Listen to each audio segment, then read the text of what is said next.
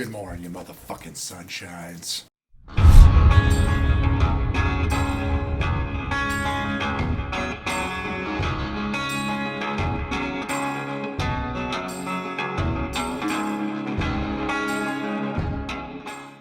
Alright, mofos, how's this for a fucking backyard, huh? Well, this video is probably long overdue since I've been back from Scotland for like 2 months now, but I've just been busy as shit, working, unfortunately, and photographing wildlife, staying out in the woods, so I really haven't taken the time to film this video, but here we are. Quick life update before we get into the questions about Scotland that you guys had. So, moved to Colorado. If you follow me on Instagram, you know all this shit. But moved to Colorado, working for the YMCA outside of Estes Park, Colorado. This is not Estes Park behind me. This is actually like Winter Park, Colorado, 3 hours away. They're doing low operations at the Estes Park YMCA, so they brought all the seasonal employees over here to the Snow Mountain Ranch, just outside of Winter Park for the week, which is actually quite nice because we got a nice lodge to stay in and this scenery behind me. So just arrived. I'm a little worn out from the car ride, but here we are. Anywho, you guys had a bunch of questions. I put out a Instagram story about Scotland, and I haven't even looked through these questions. I did save them on my phone, but I haven't looked through these, so we'll kind of wing it, go through these questions, and this will be a nice chillax video. And you guys can, if you're sick of listening to me, just look at the fucking mountains the whole time. All right, first question is from We Blue Tent. How did your kit hold up? Would you swap anything out if you did it again? For the most part, my gear did hold up other than my camera. I think I've broken a camera on every fucking trail I've hiked. And my Sony A7 IV, which I carried the whole trail, did last the entire trail. It wasn't until I got back home to Georgia that it started acting wonky, and I sent it in to Sony to have it fixed because I have insurance on that shit, and he told me it was unrepairable, so I'm guessing it was water damage just because it rained so fucking much. Luckily my insurance covered it, and I'm waiting. They just released the Sony A7 R5, so I'm going to upgrade to that as soon as I have the cash to do it. I'm still waiting on my insurance check before I can go ahead and order that new camera. So right now I'm currently filming on my old A7 III, but as far as all the other gear, it held up. My shoes kind of shit the bed towards the end. I wore the same pair of shoes from beginning to end, and I should have swapped them out probably 200 miles before the end. I was slipping and sliding, and that up, especially on the Cape Wrath Trail, it was just so muddy and slick, and I fell on my ass countless fucking times. Broke a trekking pole. It was just a nightmare. So, but other than that, everything else held up. Next question is Nobo Stone, my buddy from PCT. Snazzy, if you guys watched that vlog, Snazzy is one of the fuckers that finished the PCT with me back in 19. But Snazzy asks, are there any other long trails in Scotland? If so, would you go back for it? There is. The Cape Wrath Trail is probably in the West Highland Way, the two most popular ones that most people do in Scotland. The Scottish National Trail, which I hiked, combines 6 smaller trails, 2 of which are the Cape Wrath and the West Highland Way. The West Highland Way, I was only on that trail for like a day, I think, maybe a day and a half. Then I diverted off, but the 2 most popular ones are the West Highland Way and the Cape Wrath Trail. I'm sure there's some other loops and trails you could connect to do your own trail, but the Scottish National Trail is kind of a choose your own adventure type thing too.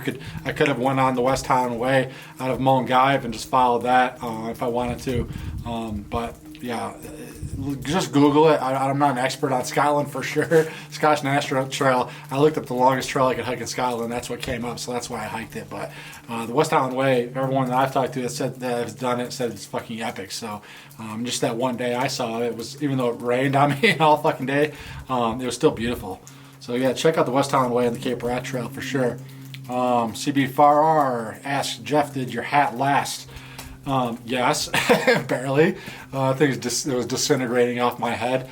It was just disintegrating off my head after the end of the CDT, but I figured I'd just give it one more trail. It did hold up. Luckily, I wear a buff underneath my hat, so my bald head didn't get roasted in those couple days I was on the bike path there on the canals, because it was hot there in those couple days I was on the canals, and my head would have got fried, but. Yeah, my hat lasted the whole time. I'm gonna retire that thing. It's retired officially. I'll have to look for a new funny hat to wear going forward in 2023. But yeah, it's a relic now. All right, next question is Busy Bean asks, what was the most surprising part of the trail? I guess they shouldn't have been surprising, but how few people I saw, and not just on the trail, but in all of Scotland, aside from Edinburgh and Glasgow. Obviously, those are major cities, but the small towns, even, it wasn't that crowded. I mean, I probably went there, I was in there in a shoulder season. I'm sure it's a lot busier in the summer, but even the towns weren't that busy. And then the trail, the only time I can recall I saw an influx of hikers in one spot was at the West Highland Way Junction. That little pod I slept in, I can't remember the name of that town, Drimmen, is close to Mount Guy, and that's where people either stop, end or start the West Highland Way. Anyway, that little campground I stayed at in that pod, there was probably 30 hikers there. They were all doing the West Highland Way. I was the only one doing the Scottish National Trail. I met 5 other hikers at Bothy, towards the northern end. It was just the beginning of the Cape Wrath Trail, I believe. Stayed in this Bothy, and there was 5 dudes. They were all from England, but they were just doing a short, 3-day stretch, I think, into Ullapool. So other than that, I rarely saw. I think I saw maybe 3 day hikers the entire 540 miles. I had that whole fucking country to myself. It was awesome. This question is from King Nothing X7. Why did you pick Scotland? I've had a fascination with Scotland for a long time, and once I started getting into photography, I follow a lot of YouTuber photographers. Many of them are in the UK, and they go to Scotland 2, 3, 4 times a year. It just looks epic. So as of recently, I had been following those guys for the last couple of years, and I just had my fascination grew with Scotland from watching those guys. And then when I found out about the Scottish National Trail, that was it. But I've always wanted to go to Scotland since I was younger. It was everything I had hoped. Scotland's beautiful, aside from the fucking rain. This question is from Sierra Chick 395. Were there many other hikers, or did you feel alone? Well, I already answered that one. I never feel alone on trail. I feel alone when I go into town. When I'm surrounded by people is when I feel the most alone. When I'm out on trail and out in the wilderness, I don't feel alone whatsoever, other than missing my dog Rascal P. Waggletails. But yeah, I'm an introvert. I feel alive when I'm out in the mountains, and I never feel alone out there. So, but yeah. Matt Sanders 3584 asks, what type of camera did you use? How did you get into photography? So I mentioned this already. My Sony A7 IV, which I just bought this year, actually, beginning of the year. I actually love that camera. It's unfortunate that it shit the bed there towards the end. I'm rough on all my fucking camera gear. It's not surprising that I break so many cameras because I film on the rain. Was a downpour. I put it away, but if it's just drizzling shit, I use it, and it did hold up. But the Sony A7 IV was amazing, mainly because an upgrade from the A7 III, which I got here, it's got the fully articulated flip-out screen. So as a vlogger, I can hold it up to myself and I can compose shots and see if I'm in focus and everything else. A7 III, I'm kind of shooting blind because I don't use a monitor or anything like that. So having that flip-out screen was awesome. It's not just for video, but for photos as well. When you can get down low for those wide-angle shots and flip the screen all the way up so I'm not on my belly, it just makes life a hell of a lot easier. And the Sony A7R5, which I'm going to be getting here soon, has an articulating screen, but then it also comes out. Because as a photographer, we also do like the the tilt-up screen, and the Sony A7R5 has that. So it's got the best of both worlds. But yeah, I'm stoked for that new camera. But the A7 IV, I would buy that thing again in a heartbeat. It's awesome. It's a 33 megapixel camera. It shoots 4K 60 with the crop, and then in 1080 you can shoot 120p for super slow motion. But awesome camera. The next question is automatic knife gun, dry days versus damp days. Looking back at it, it seemed like I got pissed on every single day, and that's only because I got rained on every single day towards the end, so it kind of left that bad taste in my mouth. On the Cape Wrath Trail, I got rained on, I think, almost every day, other than maybe 1 or 2 days. Other than that, the last 7 days, I got rained on every day. And then leading up to that, I had some good weather, especially the first week. I don't think I got rained on once, maybe one time the very first week I was on trail, so that was nice. It was nice, cool, overcast, beautiful weather. And then, like I said, the canals, when I hiked those canals for that 2 days, I was actually fucking hot and I got sunburned on that stretch. But yeah, just the last like 7 days, man, was rough. The trail was just mud and muck. And I kept losing my shoes, falling, broken trekking poles, and I was just over the rain at that point. You'd think I got used to it after the Appalachian Trail, but it's always shitty hiking through rain, especially for multiple days on end. Next question is, Kathy Seidler asks, did you spend more money on resupplies for the trail compared to the AT? Yes. I didn't have people sending me boxes on this trail, obviously because I was overseas. It would have costed people an arm and a leg. And I actually ended up quitting my job early before I hit the trail, so I didn't have a lot of money saved up. I was pretty much broke towards the end. I'm lucky I got a round trip flight before I left, or else I would have been probably still in the UK.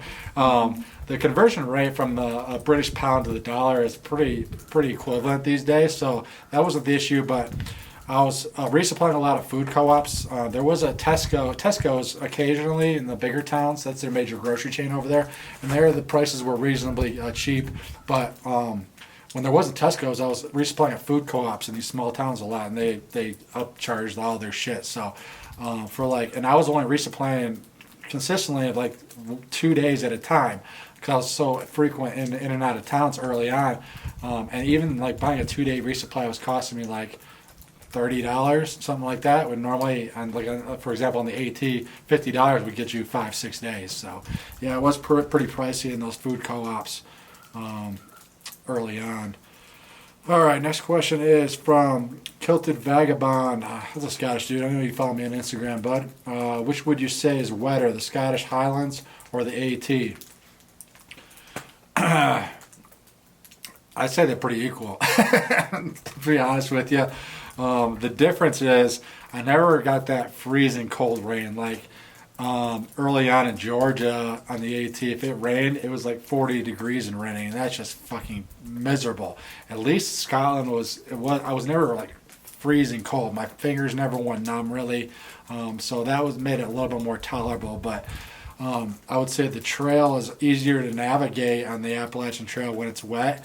Like I said, on the Cape Wrath Trail, there wasn't much of a trail at all. There's a beaten path through the grass sometimes, but I was following my GPS pretty much the whole time on Cape Wrath Trail because there's not much of a trail. And it was all mud, muck. It was fucking gnarly, man. And when you're getting pissed on trying to navigate at the same time, I was getting pissed off. Dale Van Washenova, dude, bagged the NCT North Country Trail. I would hike sections of the North Country Trail. I like to do the Michigan section because I'm from Michigan, but hiking like on highway through North Dakota and shit does not appeal to me in the slightest. There's cooler trails out there that I want to do. It would be a cool badge of honor, I guess, to hike 4,600 miles or whatever it is, but at this point in my hiking career, whatever you want to call it, I give two shits about mileage. I'm picking and choosing trails that I want to see because they're beautiful and I think I'll have a hell of a good time.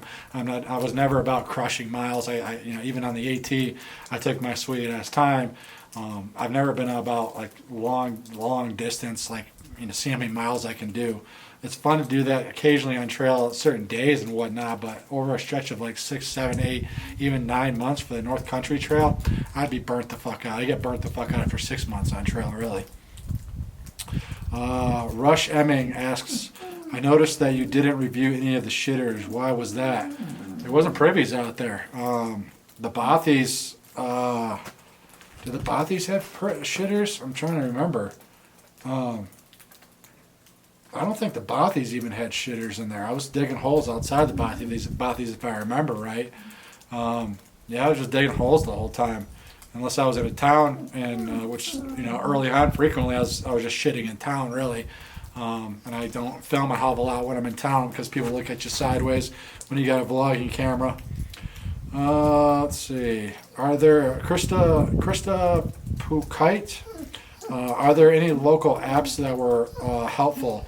Not local apps. I used Gaia GPS the whole time. I had downloaded the GPX tracks before I went to Scotland.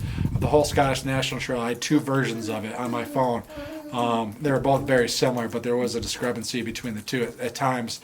But yeah, I just followed that the whole time. I wasn't really good. It's not like Gut Hook where has the comments and you can read about water sources. Not that water was an issue in Scotland, but judging mileage, I was confused a lot of times because figuring out the mileage from that app is more difficult than Gut Hook for sure. But yeah, Gaia GPS, it worked well from what I used it for.